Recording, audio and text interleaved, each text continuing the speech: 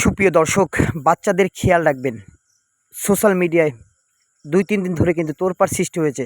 বাচ্চাদের নিখোঁজের সংবাদ পাওয়া যাচ্ছে দর্শক। প্রত্যেকটি পোস্ট আপনাদেরকে দেখাচ্ছি দর্শক, ভালো করে পড়ে দেখুন। আপনার বাচ্চাকে আপনি একটু খেয়াল রাখার চেষ্টা করবেন। ঢাকাসহ চট্টগ্রামের বিভিন্ন অঞ্চল থেকে কিন্তু ৩৫ জন শিশু বাচ্চাকে কিন্তু পাওয়া যাচ্ছে না। নিখোঁজের সংবাদ আমরা পেয়েছি দর্শক। দেখতে পাচ্ছেন প্রত্যেকটি পোস্ট আপনাদেরকে দেখাচ্ছি। অবশ্যই আপনাদের বাচ্চাদেরকে একটু খেয়াল রাখবেন এবং এই ভিডিওটি শেয়ার করে দিবেন দর্শক, যাতে প্রত্যেকটি জায়গায় এই ভিডিওটি পৌঁছে যায় এবং সবাই সচেতন হয়ে যায় দর্শক। কিছু কিছু চক্র এসেছে সম্ভবত, যে এই বাচ্চাদেরকে নিখোঁজ করে হয়তোবা তারা কোনো কিছু করে, বিক্রি করে বা অন্য কিছু করে দর্শক। না হলে কিন্তু ফেসবুকে এত পোস্ট আসে না দর্শক। দেখতে পাচ্ছেন এই ২-৩ দিনের ভিতরে কিন্তু ৩৫ জন বাচ্চা নিখোঁজ হয়েছে দর্শক।